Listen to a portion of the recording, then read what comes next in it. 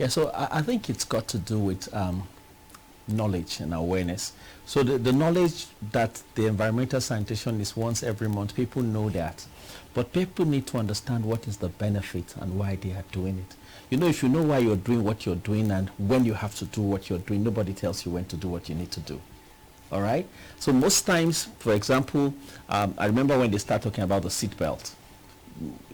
Road safety needed to even bring us to say that you needed to wear the seatbelt and all that. But it got to a point that people started wearing seatbelt. And if you've been in accidents, that you've worn seatbelt and you saw what seatbelt does for you, you'll never drive without a seatbelt. I've been in an accident. Need to start arresting people before they start using seatbelt. That's natural. Yes, so sometimes when you know what it is, that the importance of seatbelt, you wear the seatbelt. I'm a testifier to what seatbelt can do. If you wear seatbelts, your car can crash and all that, and it can keep you alive.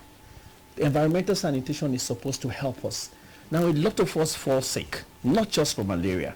You go to a child is crawling, and they say the child is purging. They say, "Na normal thing. When begin they crawl, they purge. It's not normal thing.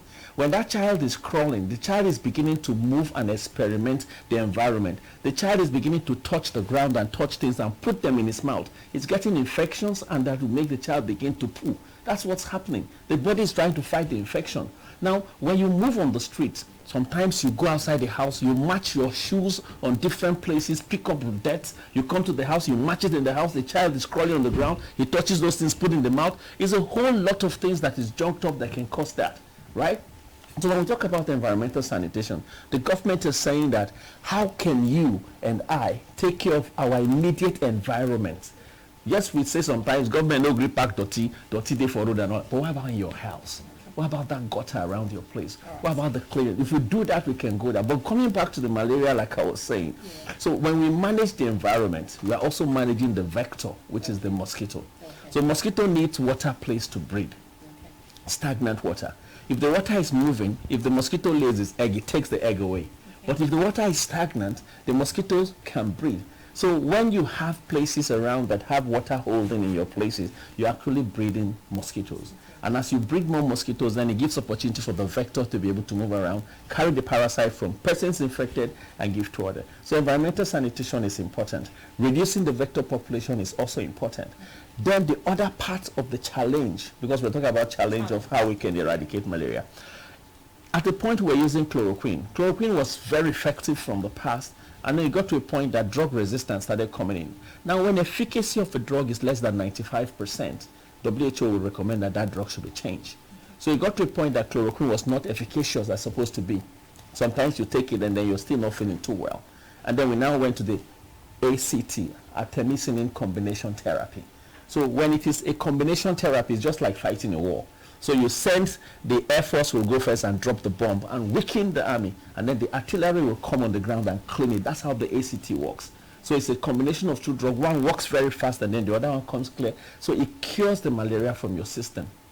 But when we never knew that, it was a challenge. But the other part of the challenge is even knowing that you're treating malaria. Because most times when people just feel headache or feel body pain, they say, let me go and buy malaria medicine and start taking. It might not just be malaria. It might be something else. There are other infections that can happen. So when people now begin to know or do tests to be sure that it's malaria and they treat malaria, is also part of what we can do to clean up malaria. Because a lot of time, I've been to a hospital and they tell you, John, you're not having malaria. Sometimes it could be stress, it could be other things. So we're also encouraging people that we need to do that and all that. But then if we come back to what we are doing now, which is part of the effort the government is placing, I can count them into three major places. The first one is the government policy to say that let's change from chloroquine to ACT. So we've changed from chloroquine to ACT as a country. Then the second part of it is that we must test every fever before we treat. So some fevers are malaria fever, yellow fever, you know there are many fevers, right? So we want to test to be sure that the fever you're taking the ACT for is the malaria fever. If it's not malaria fever and the fever is caused by something else, we ask for further investigation so that they can treat you well.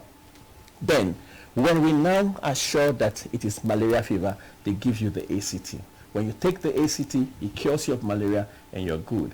Children under 5, they give them seasonal chemoprophylaxis, which is also supposed to help. When we're growing up, there was something they called Daraprim, Sunday medicine. So it got to a point that, based on researches and all that, it said that you don't have to do that all the time. But for children, when the peak of transmission happens, sometimes when the rain falls, for this kind of place, for where we are in the country, because of the vegetation, the rainfall expands for a very long period. But if you go to some other part of the country, like the Sahel part of the country, like the northern part, where the rain falls for like 4-6 months for very heavy time, at those times they give children prophylaxis within the period when the mosquitoes are much and transmission is high.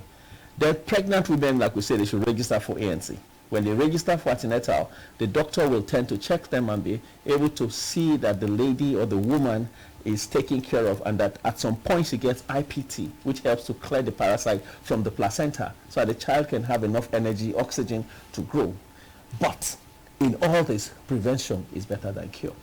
And that is where the net comes in. Okay, now we'll talk about the challenges. Very good, very good, very good. You want to add some thoughts to that? Yes, look at it. One of the main challenge is, like you said, is attitude. Okay. Yeah. The attitude of people, something that is difficult for people to actually do is for them to change. If you remember, when you were small, as you go to school, there is a day they call, today the school wants to do environmental sanitation. Of course, it's a cleanup, yes. Today we no longer have these ones.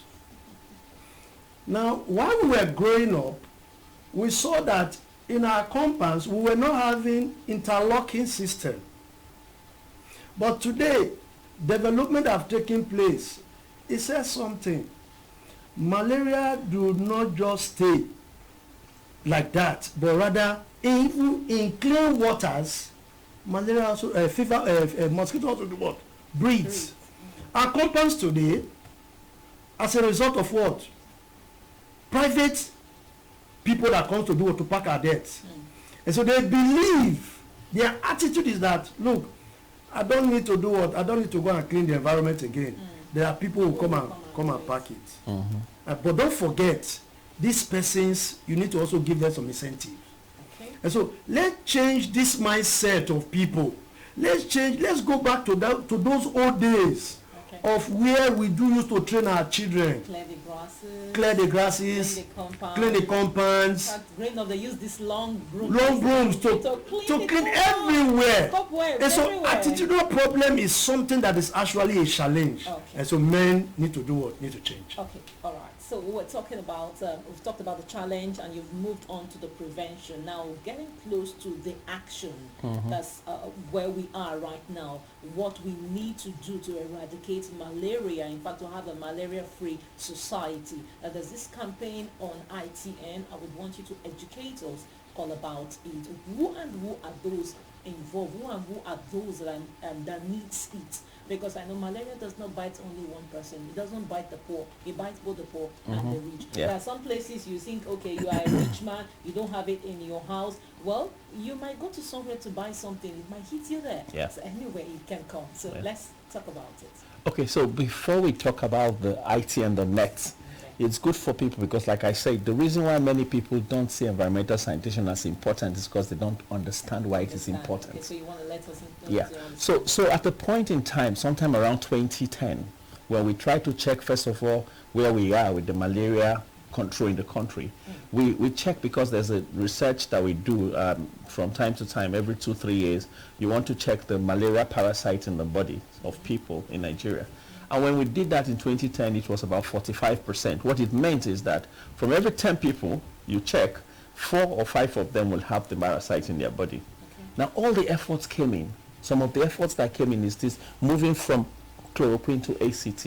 Okay, wait, pause for there. Before you speak this big grammar again, what do you mean by marasite? So that we Malian Palade, the way they look us for that place, they go understand what marasite is. Okay, so I said parasite. Parasite. So parasite is, when we call different disease or germ or bacteria by names, the one that is actually called the malaria fever, the one where they carry malaria, it's called the malaria parasite. Okay. Yes. All right. So that parasite, when we checked it, checked people's blood, we saw that it was like 45% of the people tested, which means that from every 10 people you count in Nigeria, because it's endemic, means it's everywhere, every 10 people you count, you see that 5 of them will have the parasite. So all the efforts went in. The first net campaign happened in 2008 in Kano, and then it went to Anambra, and then Delta had her first campaign in 2011. Okay. And since then, this is the fourth campaign. After 2011, there was a 2019, 2023, 2022, and then 2025. So that is one of the aspects. Then, like I said, we moved from chloroquine to ACT. And then we now ask pregnant women to go for antenatal, go register. Then we now say children under 5, we should give them net also when they go for their child welfare clinics at what they call immunization and the rest of that. We put all that, environmental management, we put all that into effort. By the time we checked in 2015 again, we saw that we have dropped from 45% to 27%. Okay. All right, which means that from every 10 you count now, 3 people will have the parasite. Then we now pushed again, and by 2021, when we checked, we moved somewhere from 27 to 21%, which means from 10 people now, only 2 people will have the parasite. And that is why we're saying it's not every fever that is malaria now. So you must check to be sure it's malaria, because you might just be treating what is not wrong with you. And what is wrong with you? They get headache, now malaria. Yes, yes. Just go to the pharmacy, please give me malaria. So we want to beg people to improve health-seeking behavior, all right? And make it a culture. He talked about attitude and behavior. Make it a culture, make it an attitude in your house. In my house, if I tell any of my children, or if any of my children see me taking drugs, the question they ask me, Daddy, have you gone for a test? Because if you go to any lab in the neighborhood, malaria parasite test is just 500 naira or 1,000. But you're sure you're treating malaria, or you know something else is wrong with you, so you can go for further investigation. Okay. All right? So when we did all that, we now saw that Nigeria had moved to an average of 21%. I want to tell you that Delta is at 11%, between 10 and 11%. 10. Wow. Yes, which means that from 10 people you check in Delta, only 1 person might just be having malaria. The others might not be having it. So that gives us confidence that what we are doing is working. And that if places like Egypt, Algeria, and Cape Verde in Africa can be declared malaria-free, Egypt was just declared last year, then we have hope that we are moving Nigeria. So the net we are giving is part of the efforts we are trying to push us to where we'll have zero malaria in the country. There was a time there was smallpox. Some of us grew to hear about it. We are hoping that our children will also grow and hear there was a malaria. But the effort starts from now. And that is why in this year's team for malaria control, the team for World Malaria Day, they say reimagine, reignite, and reinvest. All right? Okay. So imagine, just dream. I want to imagine a country, or imagine in your family that from January to December, none of your child had malaria. Is it possible? It's possible. It's possible. It's possible. And the net can help us, because the net helps that when people sleep, the time mosquitoes bite you is when you are inactive. And the time you are inactive is when you sleep. As I'm sitting now, it's mosquito patch, I kill it. I chase it away, right? But when I'm sleeping, 100 mosquitoes can come, and Mr. John is just saying, guys, go ahead, because I'm sleeping. And that is the best time we say, sleep inside the net, so that you can also reduce your contact with the vector, so you don't get the parasite. Okay, now that we're talking about the net, but then I want to also ask, since we are going to get to more of the rural areas, they said early diagnosis saves lives. I don't know where that thought came from, but then I wanted to also, let's look at how early diagnosis and the treatment can reduce fatality of malaria in a rural area. Yeah, so even when we classify malaria, or when we try to manage malaria, we just say people have malaria, and then we move to a level where we say cerebral malaria, we say severe malaria. So when you don't also a malaria plus? No, it's the same. Yeah, so it's the same malaria. So when you have malaria, when mosquitoes bite you, you expose yourself, they put the parasite in you. Your antibodies will try to fight it. But it gets to a point that the parasites continue to breed and multiply in your body to a point that they overpower your white blood cells.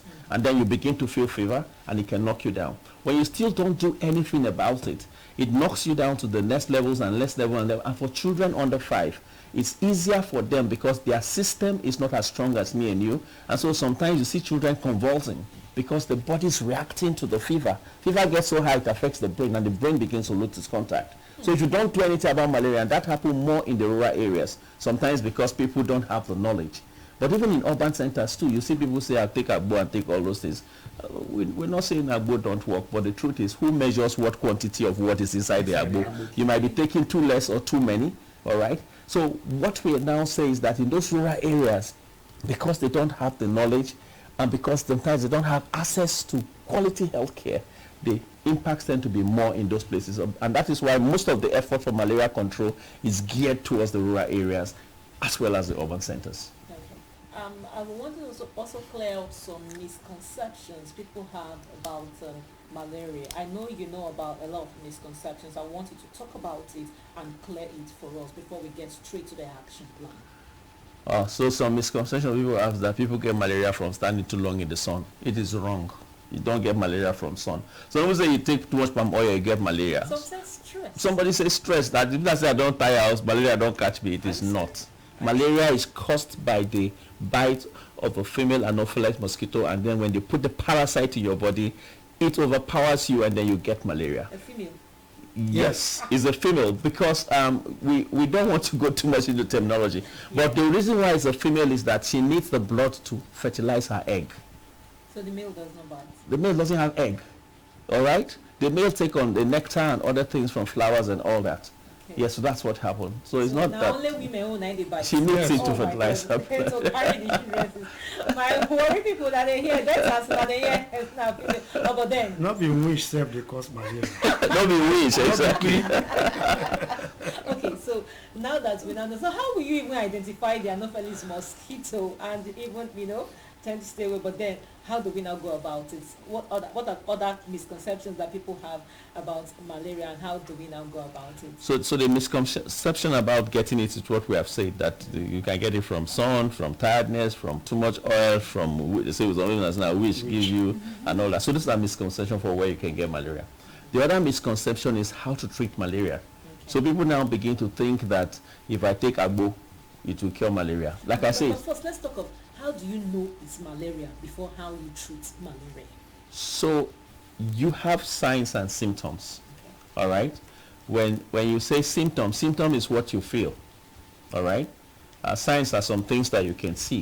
Okay. Sometimes you see a doctor will want to pull down your eyes to see what they're checking. Actually, they're trying to check if the anemia, to see the blood level. Sometimes you want to see the color of your eyes, and then they can check and all that. Okay. So those are some things, signs you can see. All right, somebody is losing weight, those are signs. It might not be malaria, but when you say signs are things that you can see. Symptoms are things you can feel. Okay. But the truth again is that because several signs and several symptoms of different diseases resemble themselves, so the only way you can be sure it's malaria is when you do a test. Okay? So most times when you go to the hospital, the doctor will say, go run a test. You go to the lab and they do your microscopy, which is the gold standard, or they do a rapid diagnostic test, the RDT. A rapid diagnostic test, within 15 minutes the result is out. And now it's even in pharmacies and PPMVs you can get that. But then there are so many labs around the communities now, certified of course, that you can go and do a malaria parasite test and then you're sure. But you need to be sure it's malaria before you take the ACT. Yeah. Now let's. Let me add something to that. Okay. He talked about RODT. Yeah.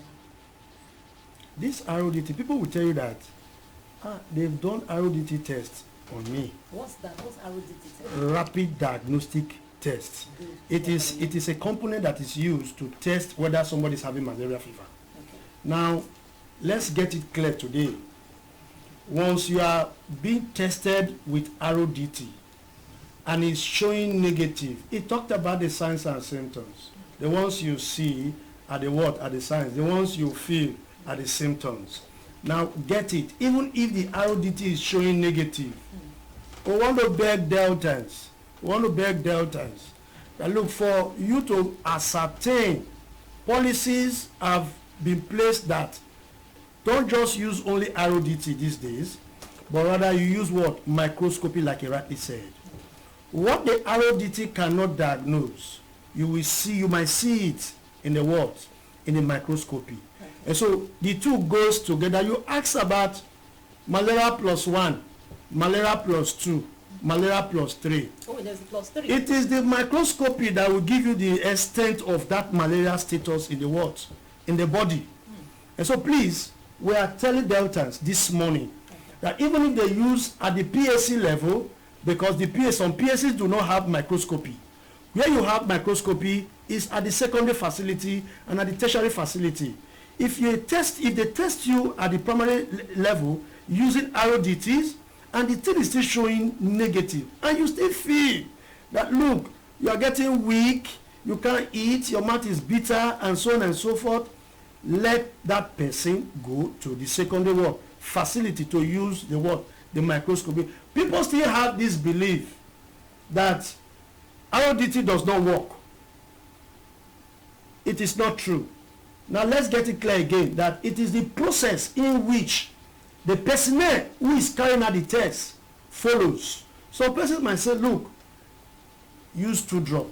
Some persons might say, okay, wait for 5 minutes. There are procedures. If the right procedures, the instructions that is being placed in the instruction of the RODT test package is rightly followed, the right result will do what? Will come. Both are what? They are good. All right. Thank you. Let me use the local slang. Let's get to the cocoa of the matter. The cocoa of the matter. Okay. It's all right. A lot of persons are out listening and watching. Okay, she talked about ITN and she talked about NET. You've talked about the campaign. You talked about reaching out to people and how people can get the nets and to treat themselves. Let's see how we can reduce malaria. Now let's talk about it. I've asked this before. So specifically, let's know, you talked about the rural areas and mostly also the urban area. So let's look at the net itself. What's about the net? How can people go for the net? You also said that there was a campaign, there was an education that went around. So let's also know about it and how we can get the nets. Yeah, so people can get the net from, normally you can get the net from 3 ways. Okay, you can buy the nets, social marketing, you can get them in shops and in pharmacies and PPMVs.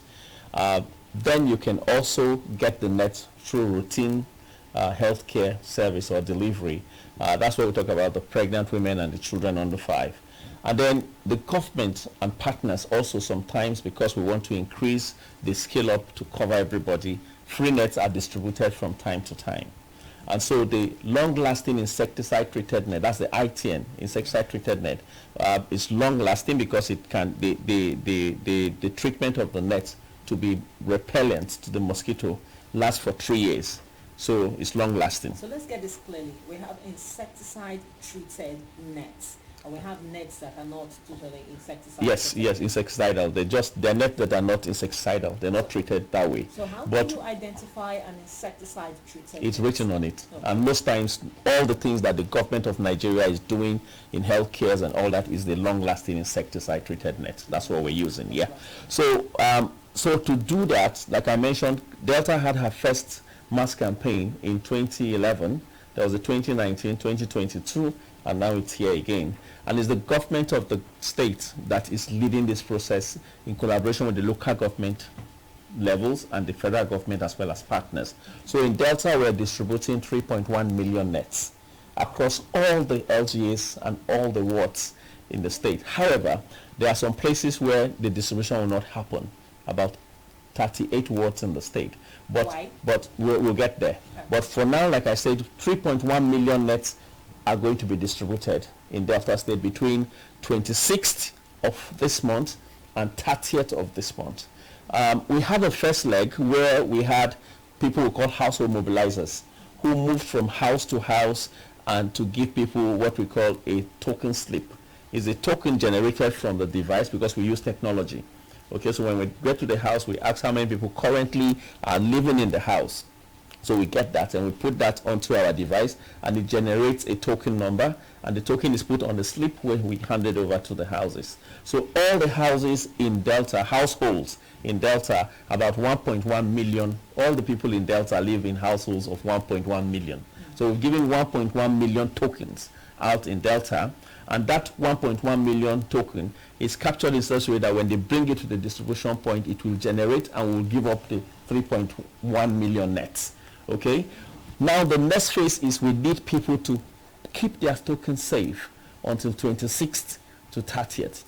We have 1,588 distribution points. What we have done is to break Delta into smaller units, like you have polling units, to make it closer to people. So if you don't have the token, you can't get the net. If you don't have the token, you can't get the net. So the first thing is to get the token. The token is to have the token. We've shared already. You've shared already. So Yes. all those who didn't get now cannot get the They net. can't get the We'll net. get back to that. How can we get the token? But let's continue the Okay, conversation. yeah. Because countrymen when they listen now go talk say, these people don't even share token. Me not get to. Me we sit down you not get. You know go blame us. I never won't blame anybody. If we finish land, then we'll We go. go studio, we say go collect your token. You see this my attitude. It don't matter, and a part of the attitude. Nigerians always be Nigerians. But for heaven's sake, let's continue the conversation. So we've shared the token to households. Like I said, the data statistics we have is that we have 1,145,000 households in Delta. Eventually, we gave to about 1,100,000 and I think 80 something households in Delta. And then each of the token is embedded in such a way that when you bring your token, the token at the distribution point will generate a number to tell them how many people are in that house that you came from. Some houses, the size of the household might just be one person living there. Some households might be 3, some might be 4, some might be 7. So when you come to the distribution point and you present your token, the device will now generate and say, this token that has number, this, please give them 3 nets, or give them 2 nets, or give them 1 net, or give them 4 nets. The token will say that. All right? And that is why we are telling people that when you go and they say, this is the net you are going to get, ask the people who distribute it. I want to see it on the phone. We want people to ask for them to see it. We're trying to be accountable as much as possible. So that the people distributing will not say you're supposed to get 3 and they give you 2. So when you go on that day between 26th and 30th and you give them your token and they put it there and say you're entitled to 3 nets, ask them to see what the device is showing that is 3 nets. So you can get the correct net, okay? So that is going to happen. Now we have a flag off that we're looking forward to His Excellency or the Deputy Governor flagging off on tomorrow Friday, all right? Now the flag off is not just a ceremony. The flag off is to demonstrate state ownership, participation, and the safety of the net. All right. And then when that flag off happened at the state level, we're also looking at flag offs to happen at all the local government level. We thank the local government chairman also because they've demonstrated ownership and participation in this as well, because the healthcare delivery at the local government is for the people, and the local government chairman are the ones who are leading there. So we thank the chairman and their wives. At the state level, the wife of His Excellency is the net ambassador, which means she's the face of the campaign in the state and ensuring that women, children, everybody is involved. At the local government, the wife of the local government chairman are the net advocates at that level. So we're pulling all this together to ensure that the 3.1 million net goes out. So our call now is, if you have a token, please come out and redeem your net. If you don't redeem it, it's just going to sit there. At the end of the day, we'll say we reverse the net back to the state and say the net were not redeemed. And now there are some places in Delta that maybe because of challenge of transportation, maybe water and all that, we say that there can be community effort for those redemption. So if the community can pull their tokens together and get the community leader or somebody who will go to the distribution point and pull it back for them, that also we can allow, just to make sure that everybody gets the net that they need. Okay. Yeah. Mr. Emmanuel, I'm going to come to you. Thank you. The token has been distributed, and people are now being aware that on the 26th they should come out with Yes. their token. To run from 26th to 30th. It's a 5-day activity. 5-day activity. And on your token, there's a date you're supposed to go, and there's a place you're supposed to take it to. Okay. Yes. And you're supposed to maybe go with your phones to show, okay, I have 2 or 3. No, you don't Not go with your your phone. It's the people at the, when you get to the distribution There's a point, device. you first of all meet somebody that will give you education on how to use the net Well, you and how to care. for pigeons so that those who not Okay. understand English Okay. will understand. So, like I say, we don't share token already. When they come people's house, they use device to generate number where they write on top. You go see they bring slip. They call write that number. That number they write now they call token. Okay. Like now, if you want to do bank transfer, sometimes the bank will generate 4 number, give you that number where bank they generate give you. Now they call token. So, but this one a token for net. Okay. So they don't write that number for that sheet of paper, that small paper. When you can't go there from 26th to 30th, now 5-day activity, now we'll carry distribute the net. Okay. Check your token. You get the day they write for there, say, now the day you go carry your token, go the place be that. Okay. It also show you which place, which location you go carry that token, go make you collect your net. So when you reach there with your token, you go meet person first of all, and they there like 4 people. The first person might be the health educator. That one will tell you how to care for the net and how to use the net. everything. Usually if they give you net, they'll say make you keep am for shade for 24 hours. When you keep am for 24 hours before you go use them, all right? The reason we say when we pack the net for container for inside the pack, that net will they put on small, then they guide them with small the insecticide where will they repel the mosquito. Okay. You want to put it and make air blow small before you sleep inside. Okay. Now when you collect your net, go and air it and then sleep inside. And like we mentioned, for Delta State, we dey work for, we don't identify 1,588 locations. Okay. Just like we get polling units, so I no go far. But we dey also call community leaders, say in case because of maybe difficult terrain, maybe the road or the water and other things, they no fit reach there. They fit collect or join together the token where people put for their community to see how they go redeem the net, make everybody collect and together.